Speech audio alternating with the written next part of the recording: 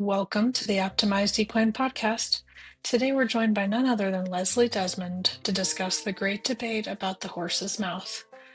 Equine dentistry is important to every horse at every age, so why the debate? Well, if you know, you know, and if you don't, you're going to want to find out why there are so many passionate and polarizing opinions on this subject. Leslie Desmond has been immersed in the horse world since her father first put her on a pony in 1958, and the rest is history.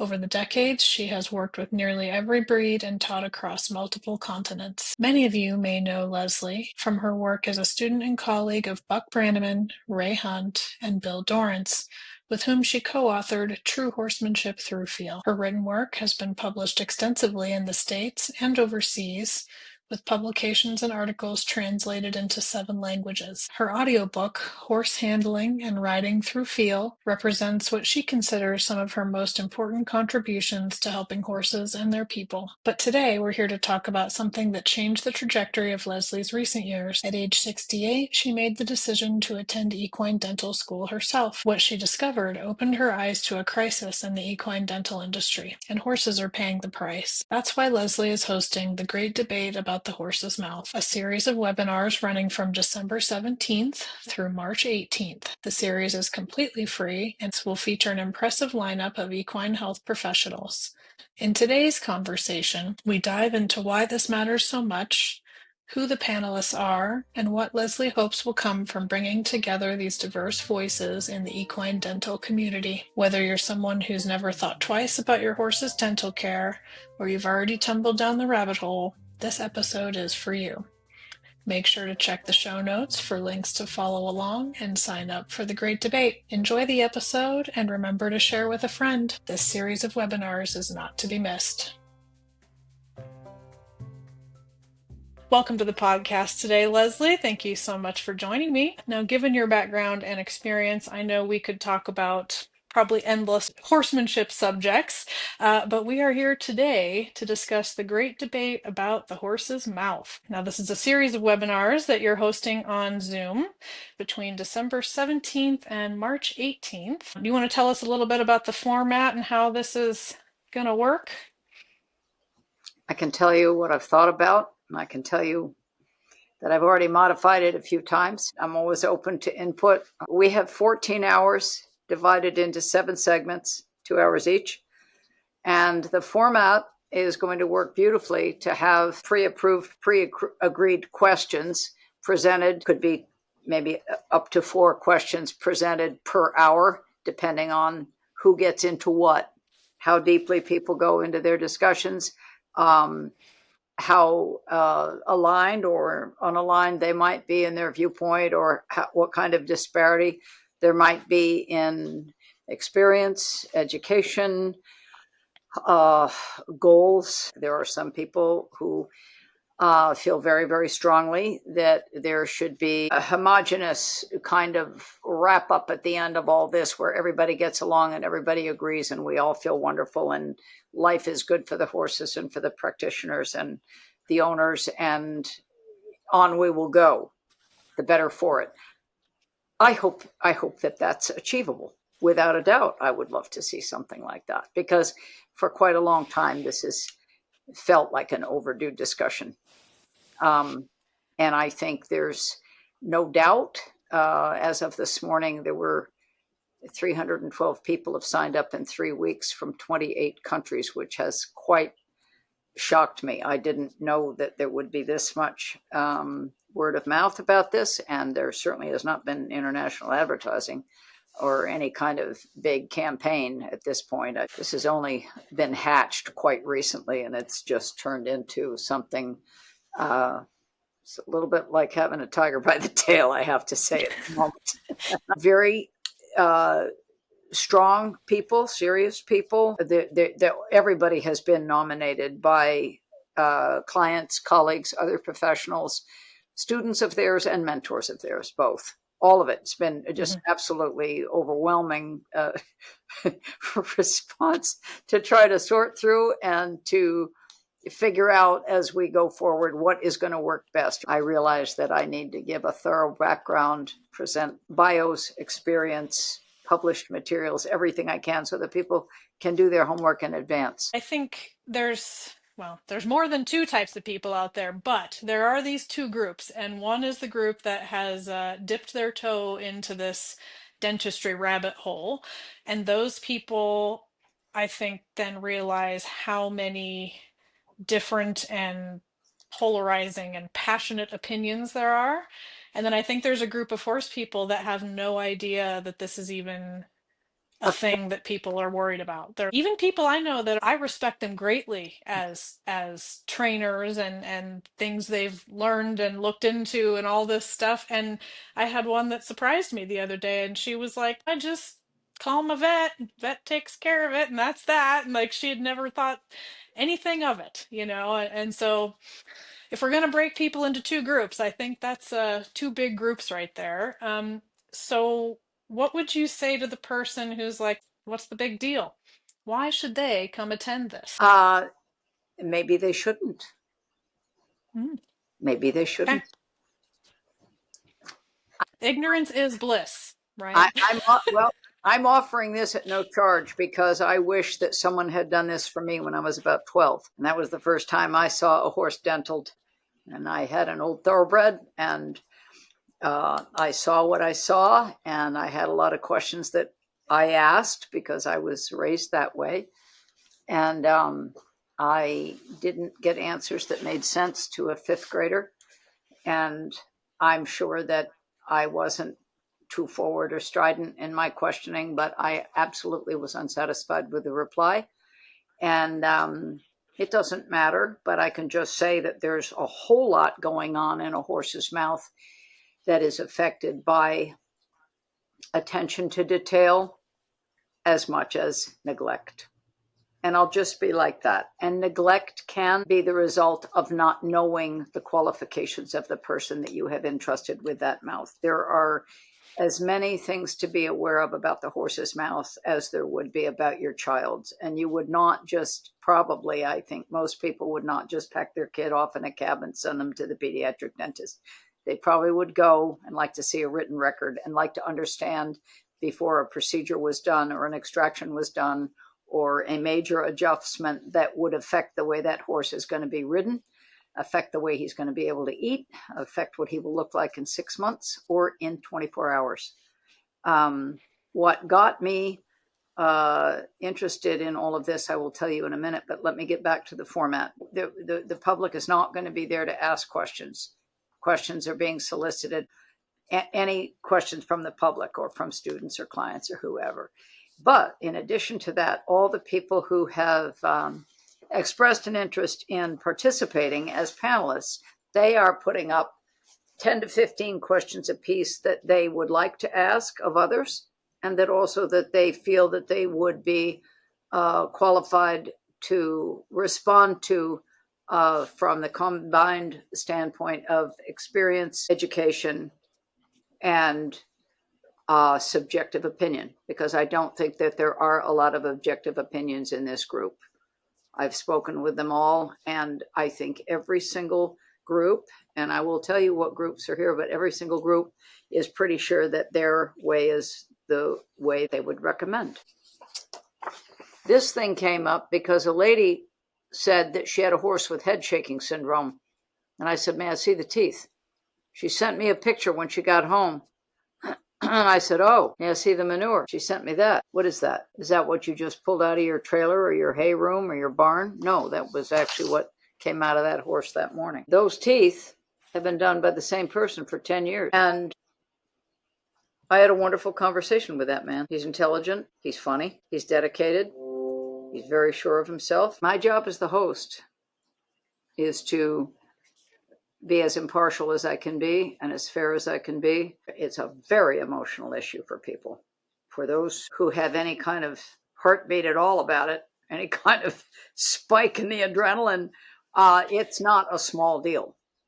Well, I decided to put myself into dental school at 68 after I had to put 2 horses down that were dentaled down to the gums. They were pasture horses. They were in fabulous shape for 20 and 26. And I just made the decision that I'm not going to put them in a box stall and have them put on mush diets, liquefied pellets, and that was the end of that. And I put them both down. It was bad enough that I let it happen and didn't understand about the mouths. 2 years later, I went to dental school and got started on this knowledge because I let them down by having the wrong people in there. The third horse that I put down went blind 2 days after he was dental, and that was a horse that had trigeminal and vestibular nerve damage.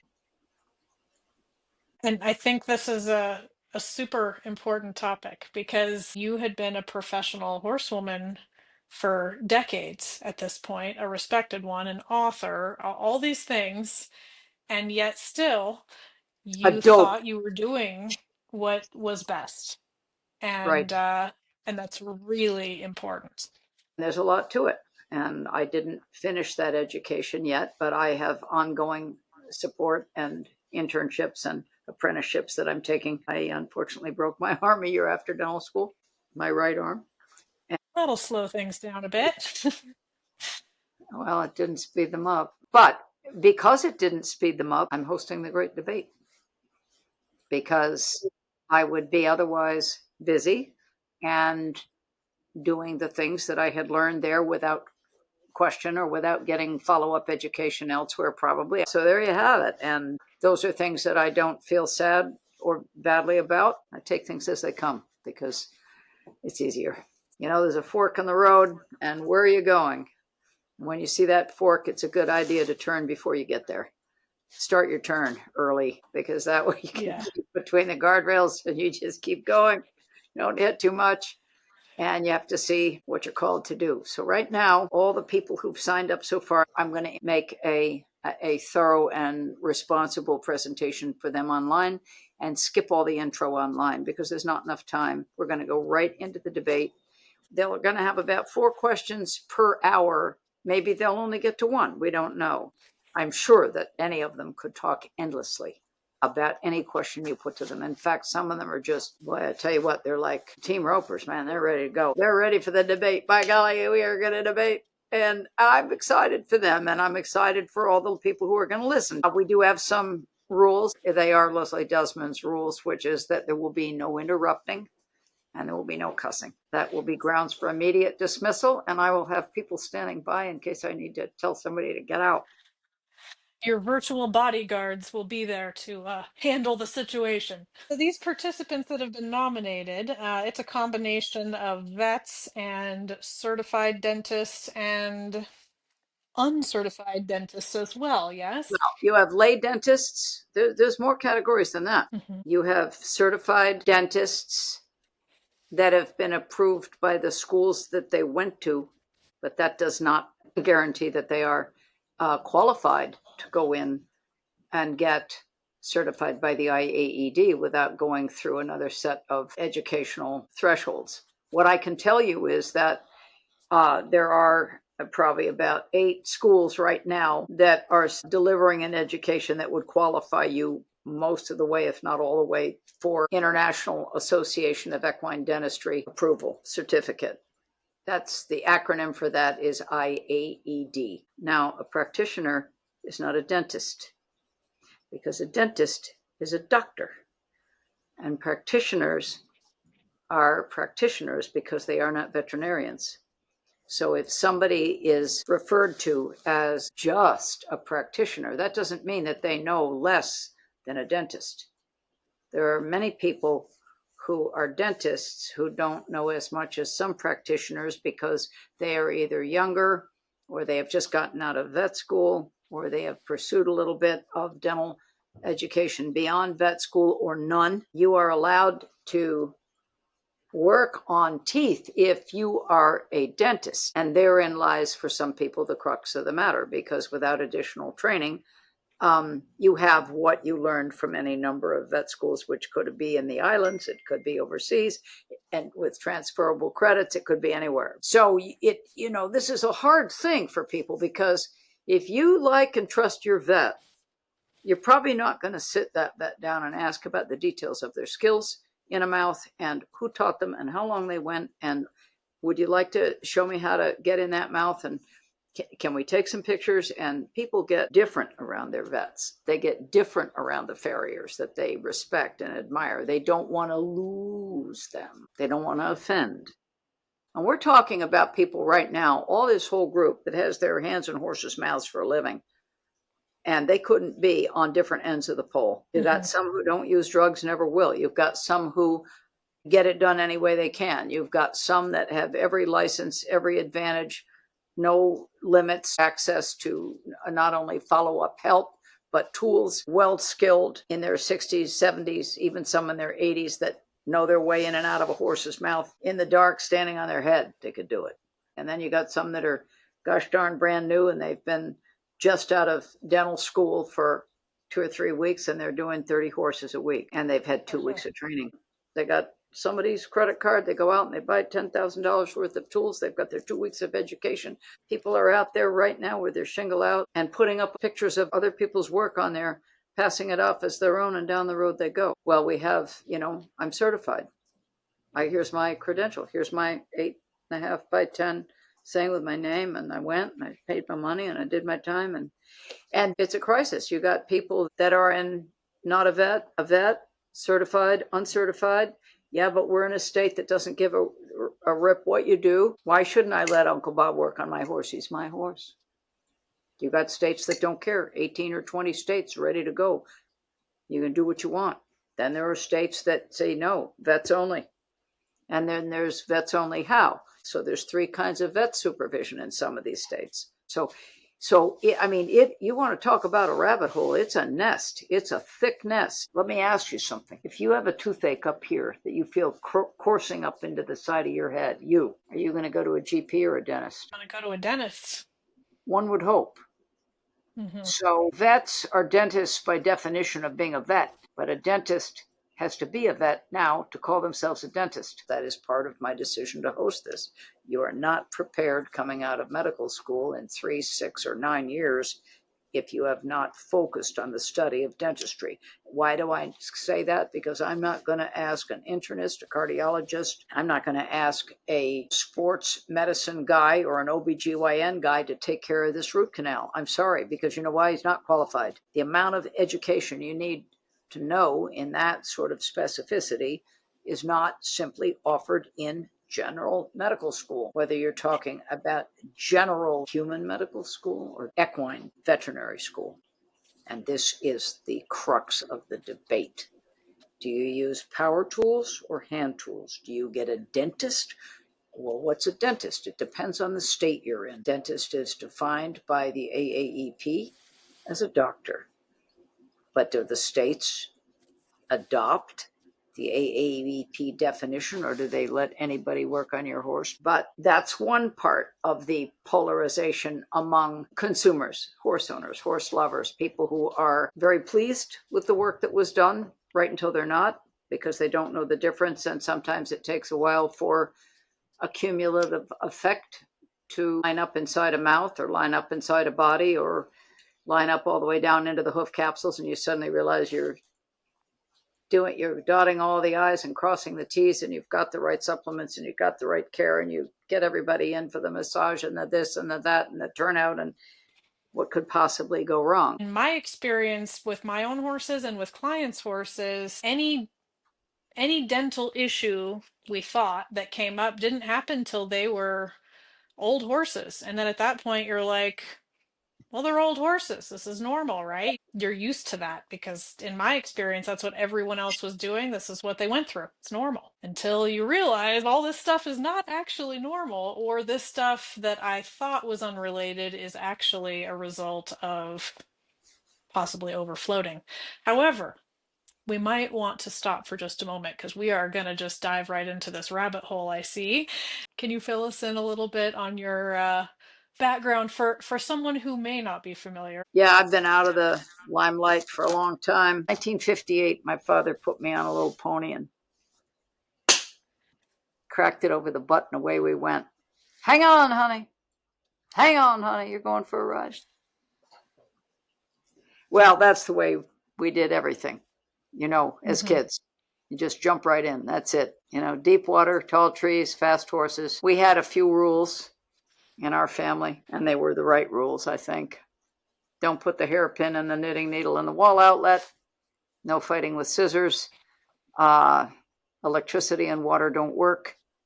But I had a lot of rope thrown to me as a kid. I was able to figure plenty of stuff out, and I'm very fortunate in that regard. So my earliest years really had a lot of horse time, and it was solo horse time because I didn't come from a horse family per se, although we had horses in the family on both sides generations back. So I started making $25 a week at my uncle's place, riding horses that came from the auction and getting them ready for his summer camp. I don't know that you could call it riding. I was in the air most of the time, or trying to catch them, or pick myself up and go figure out how to get back on. And I did that, unsupervised. I mean, there wasn't any of this sort of helicopter business with me and these horses. And I got a little bit of education from a fellow named Ivan Taylor, who was he was in the cavalry in the First World War, and he was I guess he had his leg blown off, but he was very, very fastidious about the maintenance of his other leg and the boot that was on it, which was an absolutely shiny black riding boot. His other leg was pinned up under the cut off leg of his pants. He had one leg, and very clear ideas about how to be kind to ponies and how to ride on a loose rein at speed. He had all of his horses in a full bridle, my little fingers on those four reins. And I was in second grade, third grade. He had his little shed row on the banks of the Battenkill River in Manchester, Vermont, at the fairgrounds. And my grandmother used to drive me down. She would wait while I had my lesson. Fair week, she'd leave me there with Ivan, who was close to 90. And I would go with him to watch the percherons that came down from Canada to do the log pulls and the stone boat pulls. And I was very upset to see how these people whipped their horses. And I mean, they laid into them something big time. And I was 7. It was a lot to watch. And I looked at Ivan, and he didn't seem upset. And I'd also never seen him hit a horse. He did teach me how to use a crop, because he said, you're going to need this someday, young lady, but not on my horses. So he said, you're going to carry this on my horses. And if you touch them with it, you're going to go like the wind. So I guess I made that error a time or two, and I did go like the wind. And then that's where you get the lesson on how to ride using the mane and not use the reins as a handlebar. So Ivan taught me very good lessons about control of my heel, control of my whip, control of my reins, control of my balance, and using the mane appropriately so that you're not loading up the horse's face with your carelessness. Those were fun lessons. When he died, I was heartbroken. But in between that time, he also taught me an important lesson about not judging. Now, those horses would come out of those stone boat pulls wringing wet with sweat. It was summertime after all. And when I saw the welts on these horses, and I saw the amount of power and the cussing and the urging and the encouragement and the sureness that they had to win, the harder they whipped them, the more they wanted them to pull, and they did. And these horses worked hard for these guys. And then I couldn't get my mind around the calmness that Ivan had watching that, because I was stirred up. I was big time upset watching that. I just couldn't believe it. He said, he knew I was upset. I got upset to the point where I was going to go beat somebody up. Sitting there 7 years old, I'm thinking about how to give that guy a knuckle sandwich, It never happened, but Ivan knew I was upset. Finally, I started to cry, and he said, why don't we go on back and watch them untack? Those horses loved those men. Horses understand intent. Work harder, go harder, do it better, do it faster is not the same as I hate you. Excuse your existence. Keep it up and I won't feed you tonight. Keep it up and you'll go another 2 miles at a gallop. I've seen people like that. I've been around people like that. Long story short, the notion that horses would always be in my life, there was no doubt about it. Yeah. So, yeah. I've worked in almost every discipline, but as far as our hemisphere and Central Europe and the UK and Eastern Europe, I've traveled a lot, seen almost every breed that you can find in those places, and worked with racehorses, trotters, and running horses and jumpers and eventers and ponies and fat ones and little ones. And I've spent some time around all of them, really. You have to remember when you're in the face of the worst thing you've ever seen in your life people do to a horse, you've got to remember that you can set it up so that they invite you back to help, or you can set it up that they never want to see you again, because this is where I really did learn a lot. And Bill Dorrance was not wrong when he said, if you want to help the horses, you got to help the people on the other end of the rope, no matter what you think of them. No matter what you think of them. You cannot give your power away to your emotions when you're dealing with horse people. You can't. I can't say that I always did that. I learned some hard lessons by making some big mistakes. If someone's spending the money and the time, they're probably doing the best they can. There certainly, I know now, are some exceptions to this. And there are people who don't love horses or even like them, who are in the business full-time making loads of money and doing things that are just reprehensibly unacceptable. But they are in the minority. They really are. They're in the minority. I know that judgment is a lock. Judgment is a lock that needs really quick access to the combination, because people will change. I think that the most staunch advocates for sobriety, non-smoking, and no drugs are the people that have been down that rabbit hole and found out what it does. And I think the same is true for people who have made their living abusing horses without knowing what a horse really is and how hard a horse tries, and that none of the pressure they ever put on them was needed. And those are some very, very brave and strong people who can come around that corner and change what they do. And I know many who have. I have to say, I've known many who have just been doing what they were taught, following the footsteps of the people ahead of them. And so I've seen people go through this, and that childhood dream then becomes a business, and that childhood dream then becomes, it's just a horse. You can do better next time. We'll get you a new one. And so they start going through horses, and this happens in the reining, it happens in the cutting, it happens in the eventing, it happens in the big lick horses, it happens all over the place. And it's absolutely heartbreaking. And when people come to that, you want to be ready to help them. And I've done it many, many times by now. The audiobook is probably the best work I've done to date of that nature. I've written many, many, many articles. I wrote probably 40 articles for the Trail Less Traveled, or 35, I think. That was a magazine that was started in 1996 by Tom Windsor, edited by Emily Kitching, who was a student of Mary Brannaman's sister. I had a great many articles in there, maybe 3 or 4 of which I co-authored with Buck. Being a student of Buck was an important phase that I went forward very seriously. He was an extremely good instructor for me. He was kind, he was patient.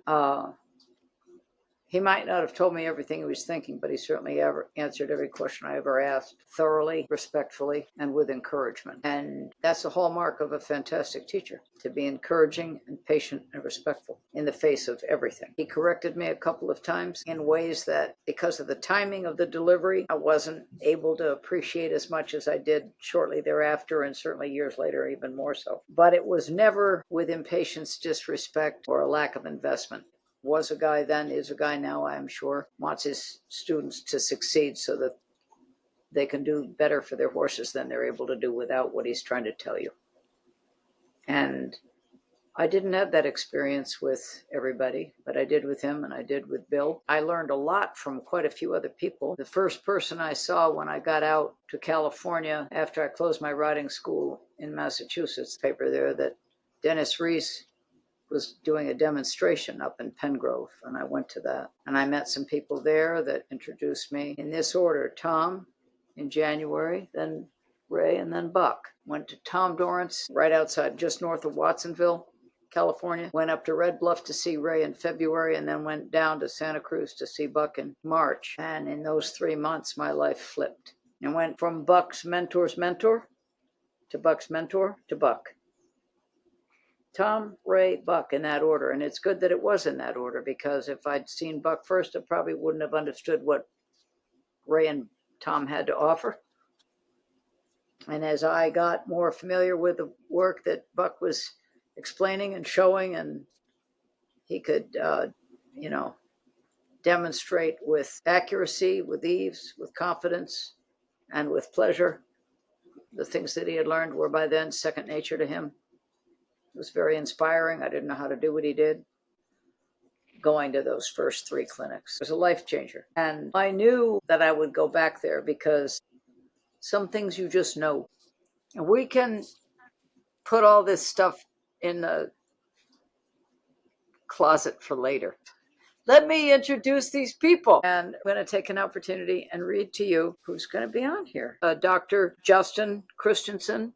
He's a veterinarian from California who is representing the Equine Dental Providers of America. He was certified by the IAED as a dentist and then decided to pursue a veterinary degree so that he could be a practicing veterinarian to add more dimension and availability and sureness to his practice in terms of mobility, legality, and confidence in a broader spectrum of services that he can provide. He is a very, very nice man. I am very glad that he agreed to come. Very glad. Next in the list is Dr. Mark DePaolo from Texas, and he has a variety of services that he offers. I can't say he's a chemist, but he certainly understands the body chemistry of the animals that he serves. I've used his services for hair analysis for horses and dogs over the years for my clients, but he and I have not spoken, but I'm very, very happy to have him on board. He's also an equine dentist, which is going to make the conversation really interesting. He is a horse lover from the get-go. So he comes by his depth of passion and depth of commitment from a young age. Back when I had my riding school in California, he was sought after for many things, of course, but mainly for ulcers, hair analysis,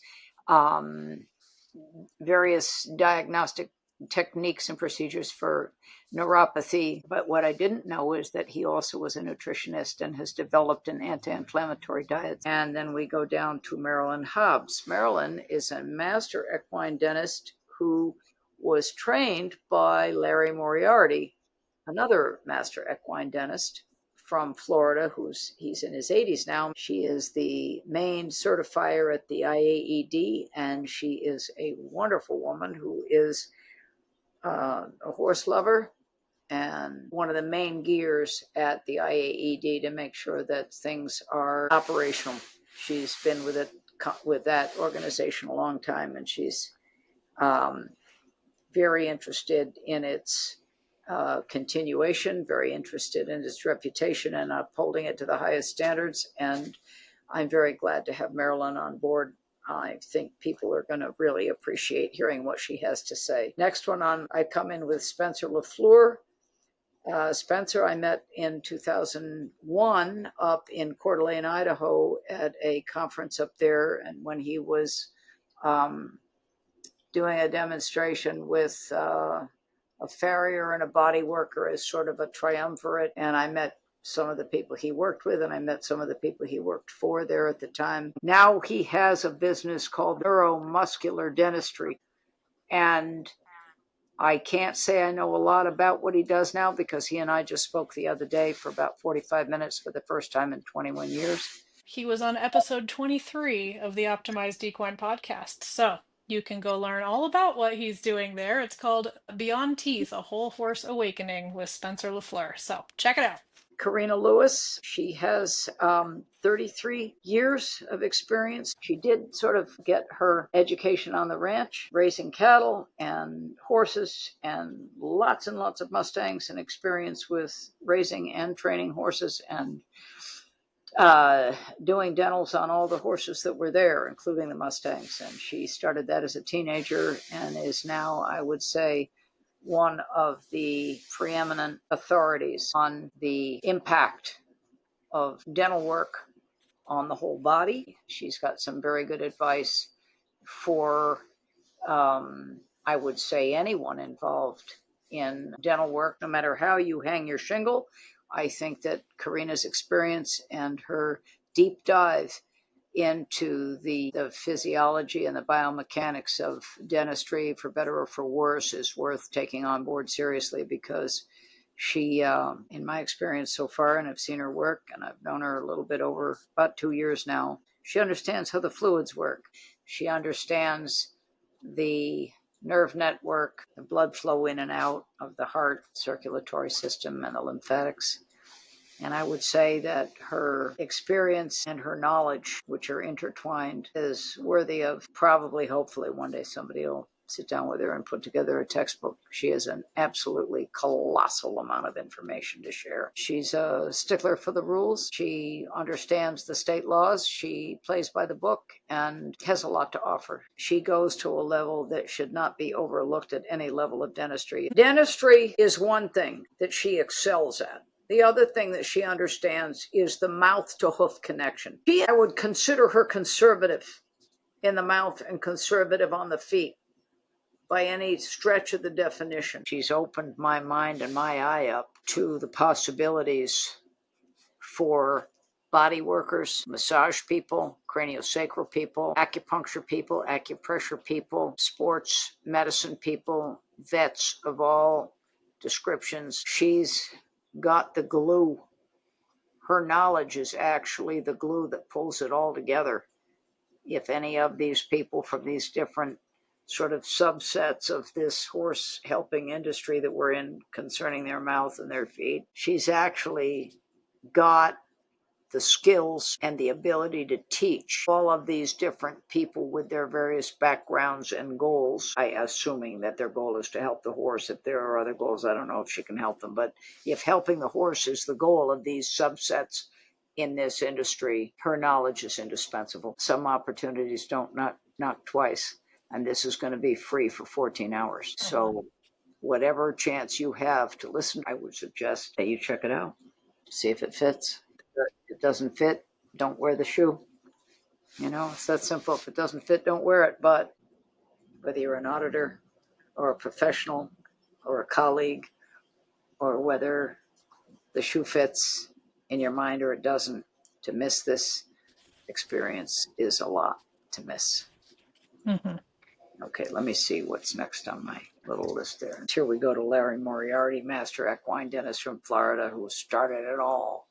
Larry's 83. He lives down there in Florida, and I'm very proud of Larry's capacity now to engage on the internet as a fully contributing member to this educational platform. Larry's taught me an awful lot about geriatric teeth and the 3 phases of a horse's dental life, which is not actually taught in many schools. And Larry is very well versed in all of the ways and, well, the vagaries of the challenges that face practitioners in the dental arts, I would say, dental arts and sciences. He's a work in progress at 83. Still learning, just apologized for being impatient with me on the phone. So he's forgiving. He's going to do whatever it takes to get the right thing done for the horse. And I would not recommend that anybody miss his webinar. Doesn't matter who he's speaking with, but I would not miss it. You make that an absolute top priority. All of them, actually, but certainly someone who's 83 who did his first dentistry in 1958 as a 4-H project. There's quite a bit to be said for that. And I'm not going to try to tell his story. It's fascinating. I've taken countless pages of notes on it, but I got to tell you, this guy is not to be missed. He's ready to get into it right now, let me tell you. Hold me back, he said, to that effect. So Larry Moriarty he's a work of art of his own. Okay, so we also have Wayne Needham, who is the president of the International Association of Equine Dentistry and also the founder of the Equine Dentistry School of Texas. I think he said during his first presentation at the annual conference that his students are getting dentals done on 30,000 horses a year. That's a great big number of horses that his students are influencing. So I know that he's got a huge impact on the industry, and his students are many of whom I know and are very glad to have him as a coach and a teacher. They speak very well of him.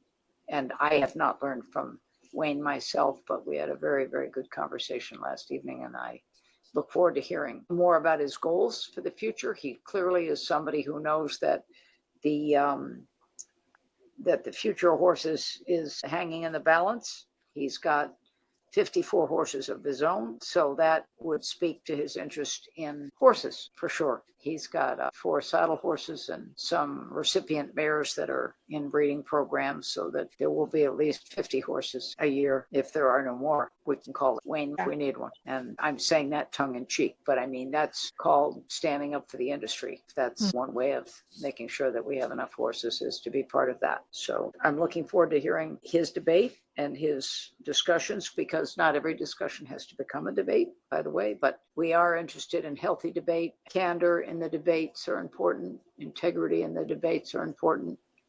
And sureness in the debates are important. And I think that all of the people who have stepped up and are willing to discuss things with people who might not think the same as they do, I think they will bring those qualities, all of them. But then we come to Maureen Rogers, who lives in the Netherlands currently and is a U.S. citizen, but has a large international following and has for, I think, 30 years been working in cranial sacral consultation. Very impressive listening to her. She's got a massive collection of skulls and skeletons. She's done many, many dissections on her own, and she was kind enough to allow me to attend a masterclass of hers, which was very impressive. She had a student there who showed what can be done with the skills learned from Maureen in, I think, 3.5 hours that were spread out over 14 days. 25-year-old horse, visually in his appearance anyway. And this is without the benefit of any dental work or hoof care.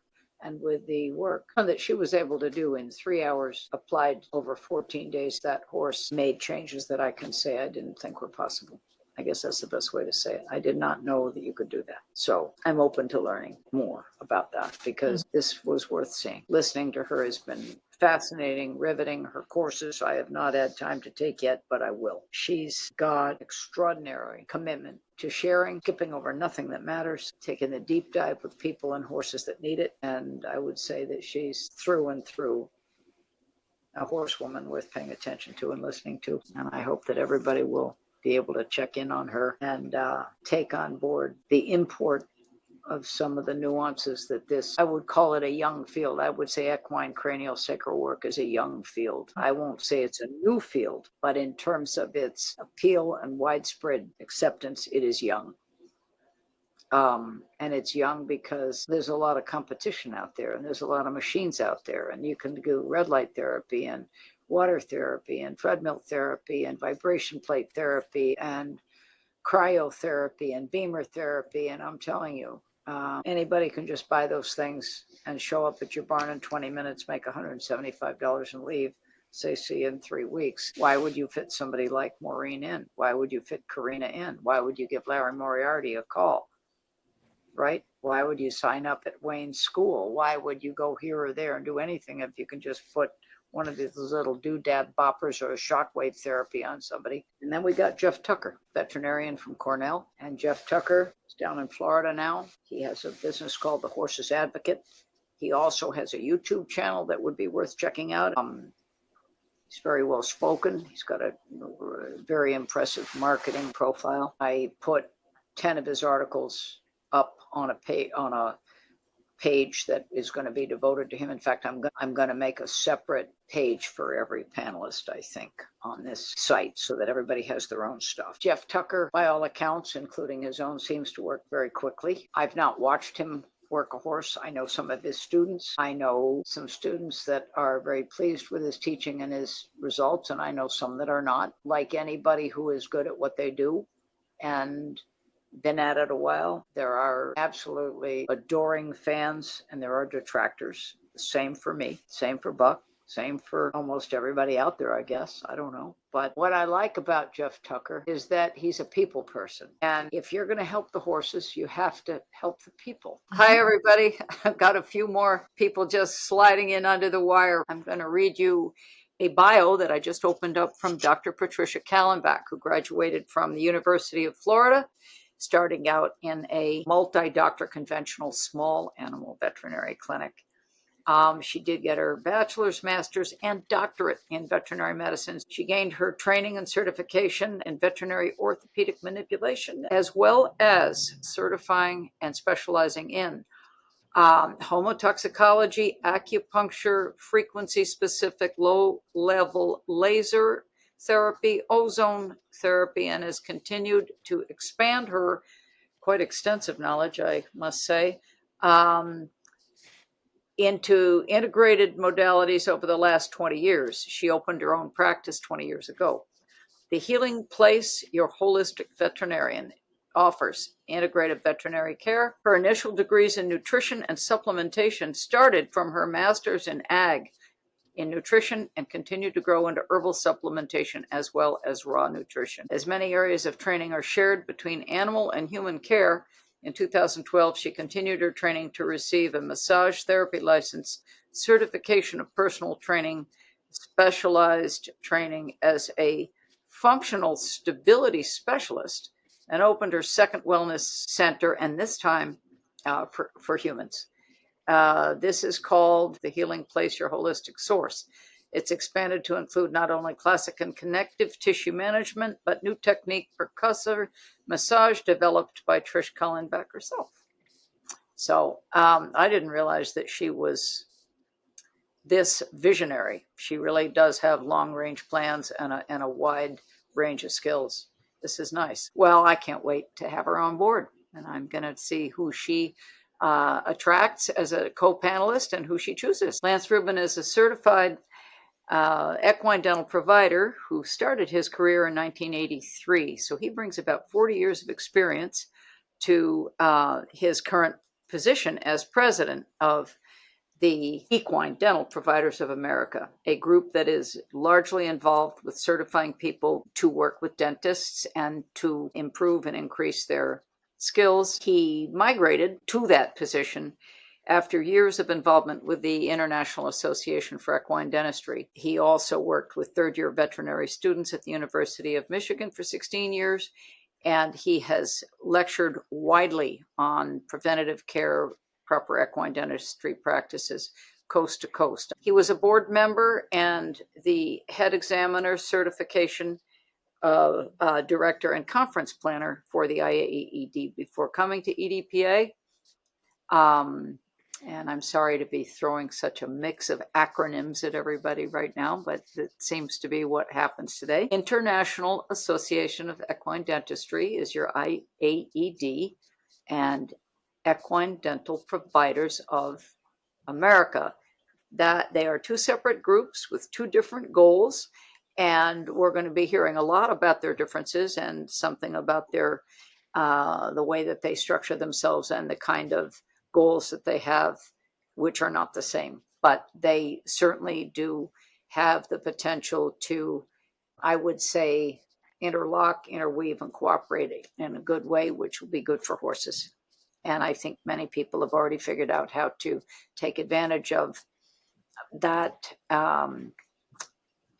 It's a dual perspective on the way things should be done, I can say. There's certainly some debate about it. There are certainly people who favor one group and one certification approach over the others. But the good news is that the people who are running the organizations know each other well, have all worked together, and they're trying to get things understood, talked out for the benefit of the horse. So let me tell you that Lance Rubin has been practicing throughout the Midwest. He continues also to provide a full-service dentistry from routine maintenance to advanced procedures, always with the commitment of elevating the standard of care for the horse. I think people who are working at this level and who have assumed this much responsibility will certainly teach you a lot.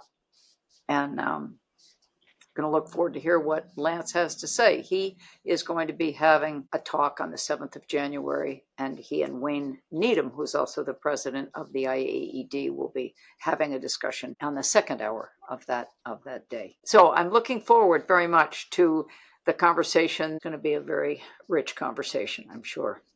They both have a lot invested, and they both have strong opinions that are earned, hard-earned strong opinions. And it's going to be a fascinating discussion. Can't wait. Thank you for your very, very generous time.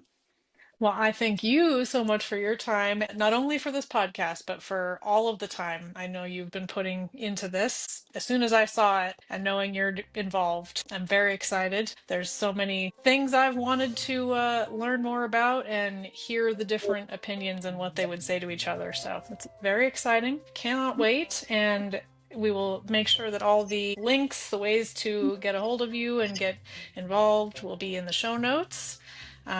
So if anyone has questions, they can hunt you down. I hope you enjoyed the show. Remember to click follow or subscribe, rate the show, and share with a friend.